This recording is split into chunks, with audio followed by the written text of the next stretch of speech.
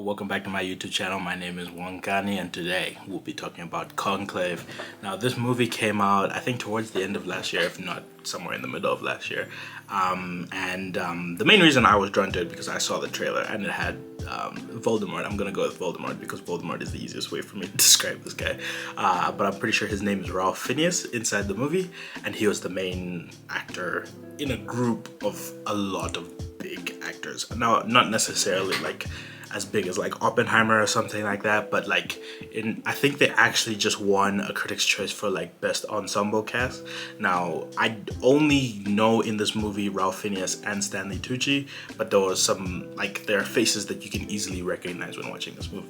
Now I'm not gonna give you a play-by-play per se because I actually want people to go and see what this movie is about, but I did kind of come in after watching the trailer thinking it was a little bit more of like a whodunit. Now I didn't watch the whole trailer, I think I watched like a 30-second clip, but the basic premise of the movie is a pope has passed away. We're going through the process of choosing a new pope. Now I know in like the real world, all I really know about it is that the popes gather, or the candidates gather. They get locked in a room for, I don't want to say a couple of days, but they get locked in a room until they decide who the pope is, and then they get let out and they discuss, and then they get locked in the room again, and then they have to basically keep voting until they have a choice as to who they want to be the pope. But the thing is, this is, I'm guessing here, trying to give us some background knowledge as to how this process actually works. Now, it's a movie at the end of the day, so it's supposed to have a little bit of dramatization to it. Everybody has their own personal motives of becoming the pope. I can only really remember as like there's kind of two main antagonists to the story, basically saying there's one main guy that they really don't want to be the pope, even though he starts off by having a lot of votes. There's another guy who they find out along the way had some shady business. They don't want him to be the pope. And our main character, Ralph Fiennes, and this is where I'm kind of going to go into a little bit of the spoiler, so I'd happily say stop watching now, go watch the movie. It's a great movie, but if you want a little bit more context, you can continue watching. But our main character, Ralph Fiennes, he's the dean of the Roman Catholic Church. He's the one who's kind of like leading everybody and kind of saying this is right, this is wrong. He's the one who does the questioning, he's the one who does the inquiring. He's not like a detective or anything like that, but he's really at the forefront of all conversation, all expose in regards to this movie. But the thing about him is he doesn't want to be the pope, or at least he claims that. And I think that's kind of the thing about everybody in this movie is there's two main people who say that they don't want to be the pope, but they kind of like have to, because on moral high ground they are the two people who are like, it's people like you who should become the pope, the people who don't want the power. But it's a cool movie. It gives you a lot of insight into kind of the proceedings. I think I was a little bit more interested myself personally with the actual like I'm not gonna say law, but like the actual rules around how they vote for the pope. In the movie they all anonymously write down on a piece of paper who they want, and then they announce the names, and then people count the votes. So like the first vote, for example, there'll be 20 for this guy, 40 for this guy, and they have to get a majority of, I think it was 72.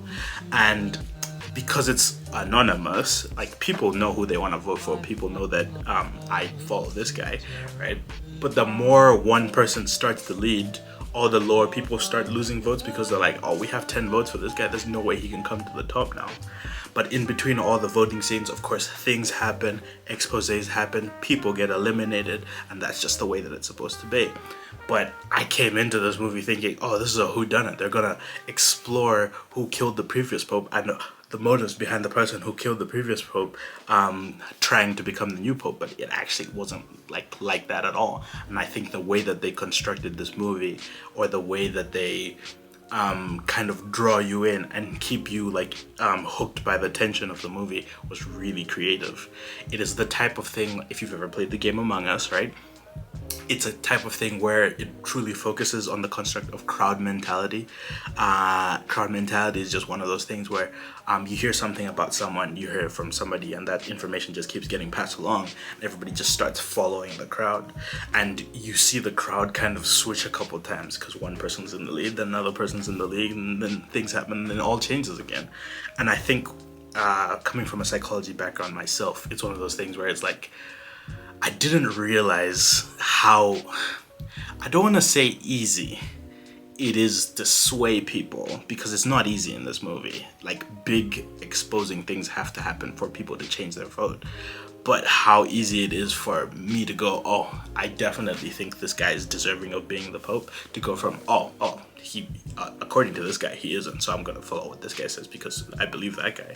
And I think just that construct, especially in grown adults, like all the people who are kind of going for the Pope are like 40, 50 and above. You know what I mean? Like, they're all supposedly grown, mature. I don't know if you can call it mature. Like, they sometimes the way they act, you don't know, but they're all grown individuals, intelligent individuals going for a seat of power that's quite, in the religious world, quite powerful and has a lot of influence. You get what I mean?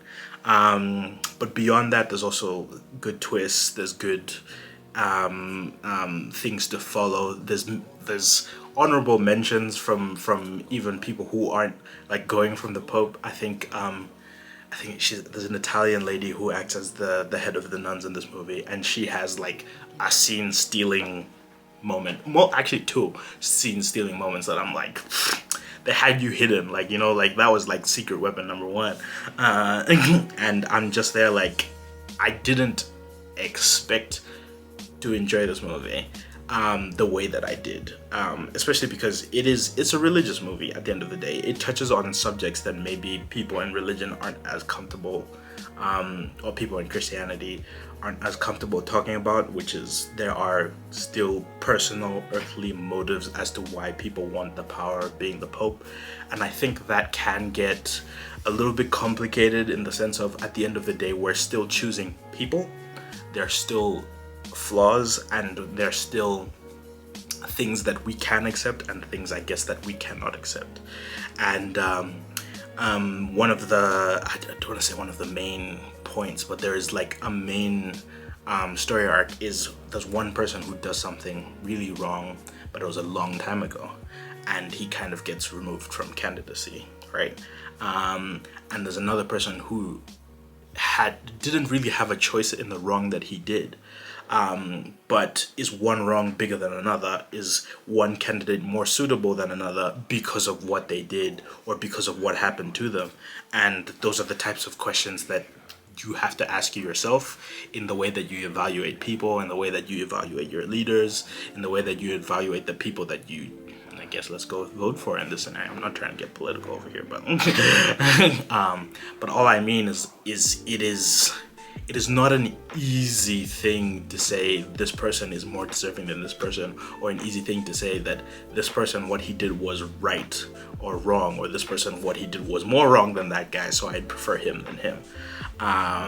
But yeah, those are the types of conversations that I guess we need to have as people when we're evaluating. Do 2 wrongs make a right? Do 2 bad people mean that you just have to choose the lesser evil? Is there another option? And exploring that other option, hint by the way, exploring that other option might lead you to a surprising resolution, and I think it leaves you with a very surprising, I guess they built up to it, but a surprising ending. All in all, if I were to rate this movie out of the 2024, it's a 2024 movie, it will be nominated, it will be Oscar nominated all around, I think, for ensemble and for best actor, because I do think Ralph Fiennes was really good in this movie. I don't think he'll win it, because I think there's rumblings of the guy in The Brutalist who had a really good movie as well, so we'll see what happens at the end of the Oscars. I do think I would want to review a lot of the Oscar movies. It is kind of like one of my favorite pastimes, like once the Oscars are over, watch all of the Oscar nominated / winning movies, because if I'm being honest, when I watch movies throughout the year, I kind of just pick and choose what I want to see, which kind of results in it being a lot of Marvel movies, anime movies, cool, just movies that are coming out and like for a periodic of time are in the limelight. You get what I mean?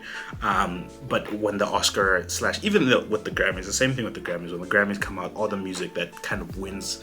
I like watching the Grammy performances because it introduces you to a lot of things that maybe you didn't think that you were actually interested in. And this movie was one of those things. It was recommended to me. I watched it with somebody. It was a great movie, and I think that a lot of people should watch it. If I'd rate it out of 10, I'd probably go 8 because I don't think the movie will be for everyone. It does have a lot of touchy subjects. It does have a lot of insight into a background. It's not based on a true story, so don't get me wrong. It's not like exposing the Roman Catholic Church and talking about the things that actually happened, but it's giving you an insight to kind of like the potential of thoughts and feelings as to what some people do when trying to get into power. And I think that's something that is a good thing to kind of like look into and think about. So I would give it an 8. Other people could give it a 10. I do think it can be that good for some people.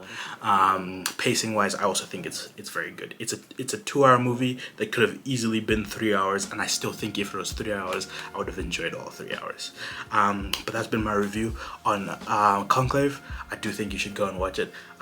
New reviews coming soon. It depends on what movies come out and what things I'm actually watching. But I think the last video before this one would have been the anime review. So if you haven't seen that, go check it out. And thank you for watching my YouTube video. We'll see you next time on Eccentric. Peace.